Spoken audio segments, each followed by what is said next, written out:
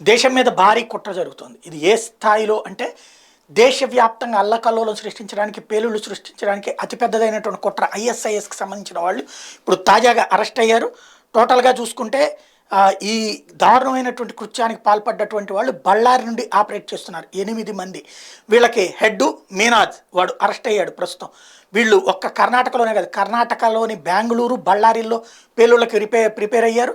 అట్లాగే పూణే, ముంబై, ఢిల్లీ, జార్ఖండ్ ప్రాంతాలు కూడా పేలుళ్ళకి ఎలక్షన్స్కి ముందు పెద్ద ఎత్తున అంటే క్రిందసారి పుల్వామా లేకపోతే కనుక పఠాన్కోట్ లాంటి పాకిస్తాన్ ప్రేరేపిత తీవ్రవాదులు అటాక్ చేస్తే నరేంద్ర మోడీ ఏం చేశాడు, పాకిస్తాన్లోకి వెళ్ళి ఒకసారి పీఓకే మీద, ఒకసారి ఏకంగా పాకిస్తాన్ సరిహద్దులు దాటించి కొట్టాడు. కాబట్టి ఈ దఫా అట్లా కాకుండా జనావాసాల మధ్యన జరిగేటువంటి పేలుళ్ల ద్వారా నరేంద్ర మోడీ అసమర్థుడని చూపించేందుకోసం ప్రయత్నం ప్రారంభించి 2 సార్లు కూడా 2014 తర్వాత 16లో ఉత్తరప్రదేశ్ ఎలక్షన్స్ ముందు అట్లాంటి ప్రయత్నం చేశారు. 19లో పార్లమెంట్ ఎన్నికలకు ముందు చేశారు. ఇప్పుడు అట్లాంటి దేశవ్యాప్త అల్లకల్లోలానికి ఐఎస్ఐఎస్ ప్రయత్నించినటువంటి కుట్రని ప్రస్తుతం ఎన్ఐఏ భగ్నం చేసింది. 8 మందిని అరెస్ట్ చేసింది. దేశవ్యాప్తంగా ఇంకా వీళ్ళకి అనుబంధంగా ఉన్నటువంటి వాళ్ళని అరెస్ట్ చేయడానికి పూణే, ముంబై, ఢిల్లీ, జార్ఖండ్ ప్రాంతాలతో పాటుగా బళ్ళారి, బెంగళూరు ప్రాంతాల్లో సోదాలు చేస్తోంది.